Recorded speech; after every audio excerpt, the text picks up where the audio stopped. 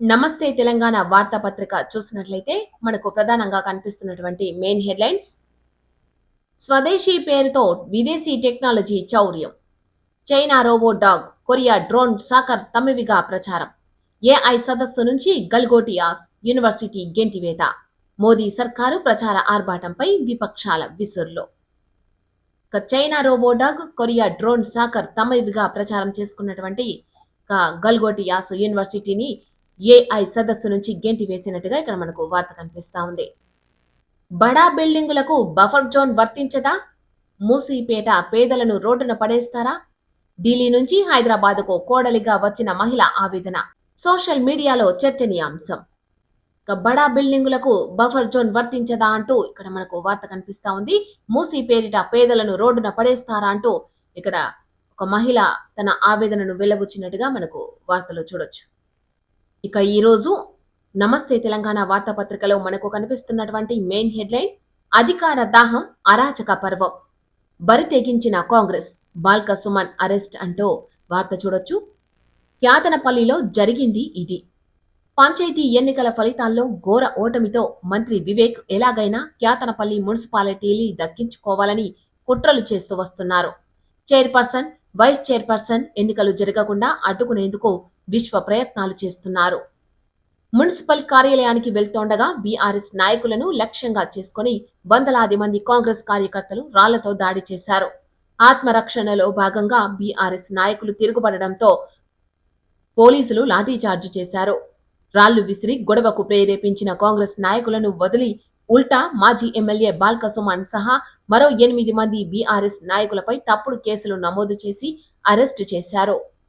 మెదక్లో ఏం జరిగిందంటే, ఈ నెల 9న మెదక్ మున్సిపాలిటీ 15వ వార్డులో ఎన్నికల ప్రచారం చేస్తుండగా బీఆర్ఎస్ కాంగ్రెస్ నాయకుల మధ్య గొడవ జరిగింది. కులం పేరుతో దూషించారని బీఆర్ఎస్ నాయకులపై కాంగ్రెస్ కార్యకర్త గోదాల అఖిల పోలీసులకు ఫిర్యాదు చేసింది. అదే రోజు రాత్రి గొడవ జరిగిన చోటుకు అనుచరులు గుండాలతో మెదక్ ఎమ్మెల్యే మైనంపల్లి రోహిత్ వెళ్లడంతో ఇరు పార్టీల మధ్య ఉద్రిక్తత చోటు చేసుకుంది. ఆ సమయంలో మెదక్ ఎమ్మెల్యే వాహనంపై బీఆర్ఎస్ నాయకులు రాళ్లతో దాడి చేసినట్టు కాంగ్రెస్ నేతలు ఫిర్యాదు చేశారు. పోలీసులపై ఒత్తిడి తెచ్చి అక్రమంగా కేసులు పెట్టించి వేధింపులకు గురి చేస్తున్నారని పేర్కొన్నారు. క్యాతనపల్లి మున్సిపాలిటీ పీఠం కోసం దౌర్జన్యం, కాంగ్రెస్ నేతల రాళ్ల దాడి, బీఆర్ఎస్ నేతలపై కేసు, ఆదిలాబాద్ జైలుకు సుమన్ 14 రోజులు రిమాండ్, బీఆర్ఎస్ శ్రేణుల ఆందోళన, పోలీసుల లాఠీచార్జ్, దాడుల సాకుతో మరోసారి చైర్మన్ ఎన్నిక వాయిదా, నిర్బంధాలు విధించిన క్యాతనపల్లి బంద్ సంపూర్ణం, నేను కేసీఆర్ శిష్యుడిని, నన్ను చంపినా బెదరను, క్యాతనపల్లి ప్రజల ఆకాంక్షల కోసం కొట్లాడుతానంటూ అరెస్టుకు ముందు మాజీ ఎంపీ బాల్క సుమన్ వెల్లడించినట్టుగా ఇక్కడ మనకు వ్యాఖ్యలు చూడొచ్చు. రిమాండ్కు తరలించే ముందు జెడ్పీ మాజీ వైస్ చైర్మన్ మూలరాజిరెడ్డికి మంచిర్యాల దవాఖానాలో పరీక్షలు చేస్తోన్న వైద్యులు. మంచిర్యాల జిల్లా క్యాతనపల్లిలో అధికార కాంగ్రెస్ పార్టీ బరి తెగించింది. క్యాతనపల్లి మున్సిపాలిటీని ఎలాగైనా దక్కించుకోవాలనే దుర్బుద్ధితో బీఆర్ఎస్ మంచిర్యాల జిల్లా అధ్యక్షుడు మాజీ ఎమ్మెల్యే బాల్క సుమన్ ను అరెస్టు చేయించింది. మున్సిపల్ పీఠం చేజిక్కించుకునేందుకు చైర్మన్, వైస్ చైర్మన్ ఎన్నికను 2 సార్లు వాయిదా వేయించి కౌన్సిలర్లను ఇబ్బందులు పెట్టినా చివరకు ఖాళీ చెక్కులు ఇచ్చి ప్రలోభాలకు గురి చేసిన ఫలితం లేకపోవడంతో తప్పుడు కేసులతో దుర్మార్గంగా దౌర్జన్యంగా వ్యవహరించారు. పోలీసుల విధులను ఆటంకపరిచి భయభ్రాంతులకు గురి చేశారంటూ మంగళవారం అర్ధరాత్రి దాదాపు 10 గంటల సమయంలో అరెస్టుల పర్వం కొనసాగించింది. మాజీ ఎమ్మెల్యే బాల్క సుమన్ అరెస్టును నిరసిస్తూ బుధవారం మంచిర్యాల దవాఖానా వద్ద పోలీసు వాహనాలను అడ్డుపడిన బీఆర్ఎస్ నాయకులపై లాఠీచార్జ్ చేస్తున్న పోలీసు వాహనంలో ఆదిలాబాద్ సబ్ జైలుకు బాల్క సుమన్ తరలింపు. కాంగ్రెస్ మార్క్ కబ్జా రాజకీయం, క్యాతనపల్లిలో ప్రజాస్వామ్య హననం, ప్రజా తీర్పును అపహాస్యం చేస్తోన్న సర్కారు, ఎన్నికను శాసించడం రాజ్యాంగ విరుద్ధం, బాల్క సుమన్ అక్రమ అరెస్ట్ దుర్మార్గం, తక్షణమే గవర్నర్ జోక్యం చేసుకోవాలి, బీఆర్ఎస్ వర్కింగ్ ప్రెసిడెంట్ కేటీఆర్ వెల్లడి, కాంగ్రెస్ అరాచక వైఖరికి పరాకాష్ట అన్న హరీష్ రావు. క్యాతనపల్లిలో ప్రజలు బీఆర్ఎస్ ను గెలిపిస్తూ స్పష్టమైన తీర్పు ఇచ్చినా అధికార పార్టీ అడ్డదారిలో గెలిచేందుకు యత్నిస్తోంది. నిష్పక్షపాతంగా వ్యవహరించాల్సిన రిటర్నింగ్ అధికారులు, పోలీసులు కాంగ్రెస్ నేతల కనుసన్నల్లో పనిచేయడం దురదృష్టకరమంటూ కేటీఆర్ వ్యాఖ్యానించారు. ఇది ప్రజాస్వామ్యంపై దాడి అంటూ కొప్పుల ఈశ్వర్ వెల్లడి. వివేక్ ప్రోత్సాహంతోనే కేసులు అన్న వేముల. రేవంత్ను ప్రశ్నిస్తున్నందుకే అరెస్టులు అంటూ వద్దిరాజు రవిచంద్ర వెల్లడి. వివేక్ కు ప్రజలే గుణపాఠం చెప్తారు దాస్యం వినయ్ భాస్కర్. ఎన్నికల్లో కాంగ్రెస్ ది దుర్మార్గమన్న కోరుకంటి దోపిడీదారులు అవసరం లేదు అంటూ ఆర్ఎస్పీ వెల్లడి. సుమన్ను ఎదుర్కోలేకనే ఇటువంటి చర్యలకు పాల్పడ్డారంటూ దాసోజు శ్రవణ్ వెల్లడించినట్టుగా ఇక్కడ మనకు వార్త కనిపిస్తా ఉంది. ఇక కుట్రల కాంగ్రెస్ అక్రమ కేసులు మెదక్లో పేట్రేగుతోన్న హస్తం. బీఆర్ఎస్ శ్రేణులపై దాడులు, ఎమ్మెల్యే వేధింపులు, పోలీసుల వత్తాసు, ఫిర్యాదులు బుట్టదాఖలు. ఉల్టా బీఆర్ఎస్ కార్యకర్తలపైనే ఎస్సీ ఎస్టీ కేసులు. ఎమ్మెల్యేపై హత్యాయత్నం చేశారని మరో కేసు. అర్ధరాత్రి 13 మంది బీఆర్ఎస్ కార్యకర్తల అరెస్ట్. మెదక్ 15వ వార్డులో మంగళవారం రాత్రి దుండగులు దహనం చేసిన బీఆర్ఎస్ కార్యకర్త హబీబ్ కు చెందిన ఆటో. మెదక్ పట్టణంలో అధికార కాంగ్రెస్ పార్టీ నేతల ఆగడాలు మితిమీరాయి. ఎమ్మెల్యే మైనంపల్లి రోహిత్ అండతో కాంగ్రెస్ నాయకులు దౌర్జన్యాలు, దాడులు, బెదిరింపులకు పాల్పడుతున్నారు. అధికారంలో ఉన్నామనే ధైర్యంతో కక్ష సాధింపు చర్యలకు దిగుతున్నారు. తెలంగాణ ఆత్మగౌరవం ఢిల్లీకి తాకట్టు అంటూ ఇక్కడ మనకు మరో ప్రధాన వార్త కనిపిస్తా ఉంది. కేబినెట్ ను ఢిల్లీకి పిలిపించుకుని సమీక్షల. ప్రజాస్వామ్యం సిగ్గుతో తలదించుకుంటోన్నది. ప్రజలు ఎన్నుకున్నది స్వతంత్ర సర్కారునా, ఢిల్లీకి గులాంగిరీ చేసే సామంత ప్రభుత్వాన్న? కాంగ్రెస్ అగ్రనేతలకు హరీష్ బహిరంగ లేఖ.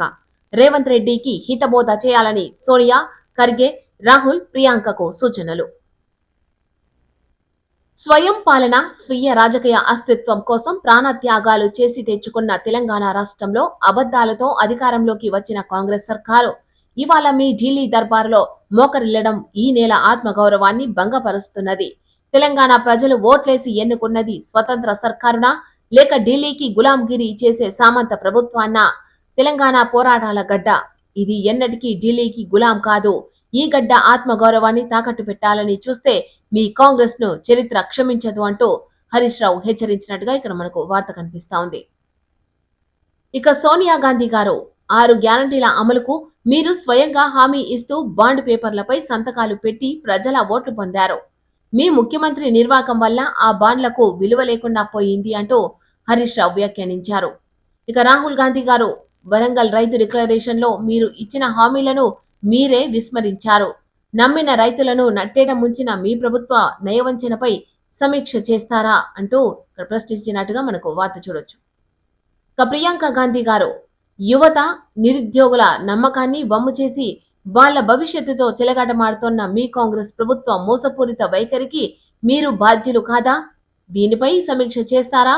ప్రజలకు సమాధానం చెప్తారా అంటూ ఇక్కడ మరో వార్త చూడొచ్చు. ఇక మల్లికార్జున ఖర్గే గారు దళిత బిడ్డలను దగా చేసి ఓటు దండుకున్న మీ నమ్మక ద్రోహంపై ఏమని సమీక్ష చేసుకుంటారు అంటూ ఇక్కడ హరీష్ రావు కాంగ్రెస్ అగ్రనేతలకు పలు ప్రశ్నలు సంధించినట్టుగా ఇక్కడ మనకు వార్త కనిపిస్తా ఉంది. హైకమాండ్ ఆర్డర్, కేబినెట్ సరెండర్ అంటూ ఇక్కడ వార్త చూడొచ్చు. నేడు మంత్రులతో ఢిల్లీ పెద్దల సమావేశం. వివాదాలు, విభేదాలు, ప్రోగ్రెస్ పై చర్చ.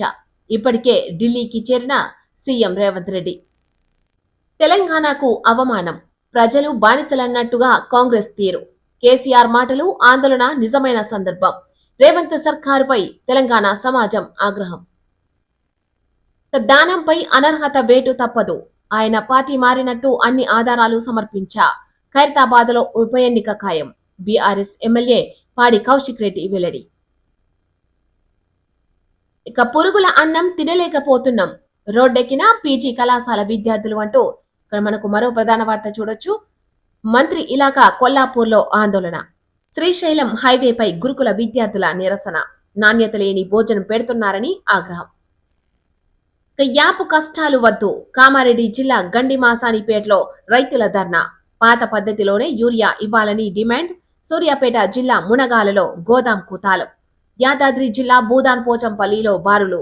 సిరిసిల్ల జిల్లా గంభీరావుపేటలో రైతుల నిరసన.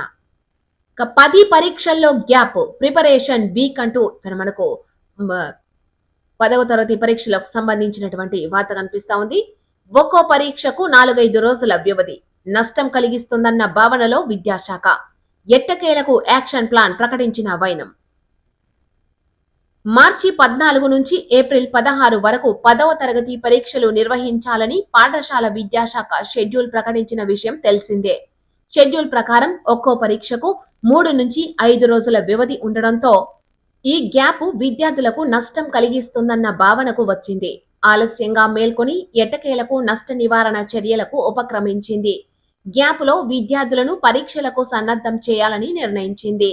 ఉపాధ్యాయ సంఘాలు వారించిన ఇక ఈ విషయంపై ఉపాధ్యాయ సంఘాలు ఎంతగా వాదించినా సిబిఎస్ఈ తరహాలో 10వ తరగతి పరీక్షల్లోనూ వ్యవధి ఇవ్వాలన్న ఆలోచనతో విద్యాశాఖ షెడ్యూల్ విడుదల చేసింది. ఓ ఉన్నతాధికారికి హఠాత్తుగా వచ్చిన ఆలోచనను అమలు చేసింది. దీనిని టీచర్ ఎమ్మెల్సీలు సహా ఉపాధ్యాయ సంఘాలన్నీ వ్యతిరేకించాయి. ఈ వ్యవధిలో విద్యార్థులు ప్రిపరేషన్ మానేసి ఆటలు, ఫోన్లు, టీవీలకు అలవాటు పడితే అసలుకే మోసం వస్తుందని ఆందోళన వ్యక్తం చేశాయి. ఇదే విషయాన్ని విద్యాశాఖ ఉన్నతాధికారులకు వివరించాయి. షెడ్యూల్ మార్చకుండా ఇప్పుడు నష్ట నివారణ చర్యల్లో భాగంగా యాక్షన్ ప్లాన్ ప్రకటించింది. ఇక ఇది యాక్షన్ ప్లాన్. ఈ నెల 24న ప్రీ ఫైనల్ పరీక్షలు ముగుస్తాయి. వార్షిక పరీక్షలకు ఉండే 18 రోజుల వ్యవధిలో ప్రశ్నాపత్రాలు మూల్యాంకనం చేసి తల్లిదండ్రులకు పంపించాలి. విద్యార్థుల ప్రగతిని వివరించాలి. ఒక్కో పరీక్షకు మధ్య వ్యవధిని కేవలం విద్యా సంబంధ అంశాలకే వినియోగించుకోవాలి. విద్యార్థులు, సబ్జెక్టు టీచర్లు బడికి హాజరయ్యేలా చూడాలి. పరీక్షల్లో ప్రతిభ ఆధారంగా విద్యార్థులను 3 కేటగిరీలుగా విభజించాలి. ఒక్కో కేటగిరీకి ప్రత్యేక వ్యూహాన్ని అమలు చేయాలి. ఇక వ్యవధి రోజుల్లో విద్యార్థులకు ప్రత్యేక తరగతులు తీసుకోవాలి. గంటలో 20 నిమిషాల పాటు పాఠం, ఇక 40 నిమిషాల పాటు రాసేందుకు వినియోగించాలి. రోజు 3 ప్రశ్నలిచ్చి సమాధానాలు రాయించాలి. పాత ప్రశ్నాపత్రాలు ప్రాక్టీస్ చేయించాలి. రోజుకు 3 పీరియడ్లు నిర్వహించాలి. మొదటి పీరియడ్లో రివిజన్ చేసి కాన్సెప్ట్ అర్థం చేయించాలి. రెండో పీరియడ్లో ప్రాక్టీస్ టెస్ట్, మూడో పీరియడ్లో జవాబులు రాయించాలి. ఇక ఇది 10 పరీక్షల్లో వచ్చినటువంటి గ్యాప్ను ప్రిపరేషన్ వీక్ గా ఉపయోగించుకొని విద్యార్థులు సన్నద్ధం వార్షిక పరీక్షలకు సన్నద్ధం కావాలి అంటూ బోర్డు పలు కీలక అంశాలను వెల్లడించినట్టుగా ఇక్కడ మనకు వార్తలు చూడొచ్చు. ఇక విద్యార్థుల భవిష్యత్తుతో ఆడుకోవద్దు. హాల్ టికెట్ల కోసం ఇంటర్ బోర్డును ముట్టడించిన ఏబీవీపీ. బోర్డు సెక్రటరీ ఛాంబర్లో బైఠాయించిన టీపీజేఎంఏ. పేద విద్యార్థులకు అనుమతిచ్చి న్యాయం చేయాలని డిమాండ్. ఇంటర్ బోర్డు ఆఫీసు ముట్టడికి ర్యాలీగా వెళ్తోన్న ఏబీవీపీ నాయకులు. ఇంటర్మీడియట్ వార్షిక పరీక్షలు సమీపిస్తోన్న వేళ సరికొత్త వివాదం రాజుకుంది. 300 మంది విద్యార్థుల ఫీజులను కాలేజీలు చెల్లించకపోవడం, ఆయా విద్యార్థులు పరీక్షలు రాసే అవకాశం కోల్పోవడం వివాదానికి దారితీసింది. ఫీజులు చెల్లించే అవకాశం కల్పించాలని, హాల్ టికెట్లు జారీ చేయాలని విద్యార్థులు డిమాండ్ చేస్తున్నారు. పరీక్షలకు వారం రోజులు మాత్రమే ఉండడంతో విద్యార్థి సంఘాలు, కాలేజీ యాజమాన్యాలు ఆందోళనకు దిగాయి. విద్యార్థులకు న్యాయం చేయాలని డిమాండ్ చేస్తూ అఖిల భారత విద్యార్థి పరిషత్ ఏబీవీపీ బుధవారం నాంపల్లిలోని ఇంటర్ బోర్డు కార్యాలయాన్ని ముట్టడించింది. ఇక తెలంగాణ ప్రైవేటు జూనియర్ కాలేజీల మేనేజ్మెంట్ అసోసియేషన్ టీపీజేఎంఏ ఏకంగా ఇంటర్ బోర్డు సెక్రటరీ ఛాంబర్లో బైఠాయించి ధర్నాకు దిగింది. విద్యార్థుల భవిష్యత్తుతో ఆడుకోవద్దని హెచ్చరించాయి. దీంతో బోర్డు కార్యాలయం ఎదుట ఉద్రిక్త పరిస్థితులు నెలకొన్నాయి. ఏబీవీపీ కార్యకర్తలు బోర్డు గేట్లు ఎక్కి ఆఫీసులోకి దూసుకెళ్లేందుకు ప్రయత్నించగా పోలీసులు వారిని అడ్డుకొని అరెస్టు చేశారు. కోర్టుకెళ్లిన వారికి అనుమతి. రాష్ట్రంలో 300 మంది ప్రైవేట్ ఇంజనీరింగ్ కాలేజీల విద్యార్థుల పరీక్ష ఫీజును ఆయా కాలేజీలు ఇంటర్ బోర్డుకు చెల్లించలేదు. ఫీజు చెల్లింపు గడువు ముగిసింది. దీంతో కొందరు కోర్టుకు వెళ్లగా వారిని అనుమతించాలని కోర్టు తీర్పునిచ్చింది. కోర్టుకు వెళ్లని పేద విద్యార్థులను అనుమతించకపోవడం ఏంటని ఏబీవీపీ ప్రశ్నించింది. ఇంటర్ వార్షిక పరీక్షల హాల్ టికెట్లను ఇంటర్ బోర్డు బుధవారం విడుదల చేసింది. శుక్రవారం నుంచి విద్యార్థుల వాట్సాప్ కు హాల్ టికెట్లను పంపించనున్నారు. 3 రోజుల పాటు కూరగాయల సాగుపై సమావేశాలు. దండ రాజిరెడ్డి వెల్లడి. తెలంగాణ ఉద్యాన వర్సిటీ ఆధ్వర్యంలో రాజేంద్రనగర్ లో కూరగాయల సాగుపై అఖిల భారత సమన్వయ పరిశోధన పథకం సమావేశాలు నిర్వహించనున్నట్టు వర్సిటీ వైస్ ఛాన్సలర్ డాక్టర్ దండ రాజిరెడ్డి తెలిపారు.